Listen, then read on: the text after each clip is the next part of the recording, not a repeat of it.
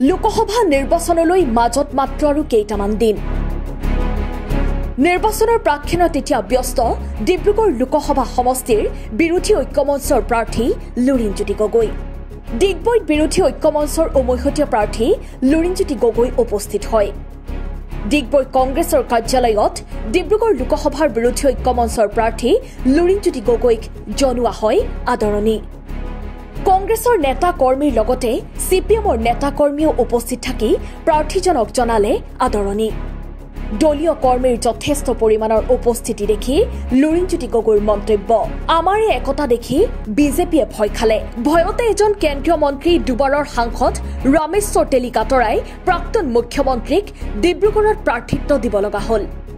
আমাৰ অসমীয়া জাতিক অন্যায় কৰা মূল্যবৃদ্ধি অত্যাধিক কৰ সংগ্ৰহৰ যোগেদি সাধাৰণ ৰাইজক জুৰুলা কৰা সকলৰ বিৰুদ্ধে আমাৰ এইবাৰ ঐক্যবদ্ধ যুঁজ চলিব এইদৰে সংবাদ মাধ্যমৰ আগত মন্তব্য কৰিলে বিৰোধী ঐক্যমঞ্চৰ উমৈহতীয়া প্ৰাৰ্থী লুৰিণজ্যোতি গগৈয়ে আমাৰ ডিব্ৰুগড় লোকসভা সমষ্টিত আমাৰ যিসকল ভোটাৰ আছে যথেষ্ট শিক্ষিত ভোটাৰ এই সমষ্টিত সাক্ষৰতাৰ হাৰ বহুত বেছি তাৰ লগে লগে আমাৰ কংগ্ৰেছ দলৰ কৰ্মকৰ্তাসকল আছে আমাৰ বিৰোধী ঐক্যমঞ্চৰ প্ৰতিটো দলৰে কৰ্মকৰ্তা ভাতৃভগ্নী সংগঠনৰ দলীয় কৰ্মকৰ্তা আছে সকলোৱে মানুহৰ মাজলৈ লৈ যাব গতিকে এইটো এটা বিষয় হৈ থকা নাই চিম্বলটো এইটো বিজেপিয়ে সৃষ্টি কৰি থকা বিষয় যেহেতু ট্ৰেন্সফাৰ নহ'ব কংগ্ৰেছৰ ভোট ট্ৰেন্সফাৰ নহ'ব জাহাজৰ চিম্বললে এইটো বিজেপিৰ সৃষ্ট বস্তু যিসকলে অসমীয়া জাতীয় জীৱনক অন্যায় কৰিছে যিসকলে আমাক মূল্যবৃদ্ধিৰ বোজা জাপি দিছে যিসকলে কা আন্দোলনৰ সময়ত 5গৰাকী ব্যক্তিক গুলিয়াই হত্যা কৰিছে যিসকলে কা জাপি দি আমাৰ মাটি ভেটি আমাৰ ভাষা কৃষ্টি সংস্কৃতি সংকটৰ মাজলৈ ঠেলি দিছে যিসকলে কৰ কাটলৰ বোজা জাপি দি আমাক চামুচেৰে দি আমাৰ পৰা বেলচাৰে লৈ গৈছে সেইসকলৰ বিৰুদ্ধে আমাৰ যুঁজ হ'ব নহ'লে পাহৰি গৈছে ক্ষমতাত অন্ধ হৈ গ'ল নহয় পাহৰি গৈছে তেওঁলোকৰ চৰকাৰ আগৰ জনতা দলৰ দিনতে তেওঁলোকৰ অসম আন্দোলনৰ প্ৰথমগৰাকী শ্বহীদক হত্যা কৰিছিল গতিকে মানুহক বিভ্ৰান্ত কৰি কথা বতৰা কয় আৰু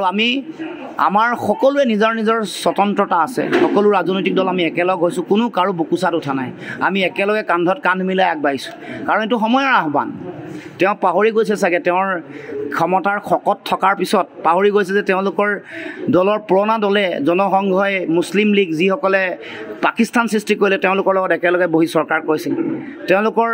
জনসংঘৰ আগৰ নেতাই শ্যামাপ্ৰসাদ মুখাৰ্জীয়ে তেওঁলোকে কংগ্ৰেছৰ দলতো জৱাহৰলাল নেহৰুৰ প্ৰধানমন্ত্ৰী হোৱাৰ সময়ত তেওঁ মন্ত্ৰী হৈছিল তেওঁলোকে যেতিয়া জম্মু কাশ্মীৰত চৰকাৰ কৰিছে যোৱাবাৰ যিসকলক পাকিস্তানী বুলি কয় সেইসকলৰ পিডিপিৰ লগতো চৰকাৰ কৰিছে তেওঁলোকে ইমাৰ্জেঞ্চিৰ সময়ত বাওঁপন্থীৰ লগতো চৰকাৰ কৰিছে সোণোৱালৰ চাগে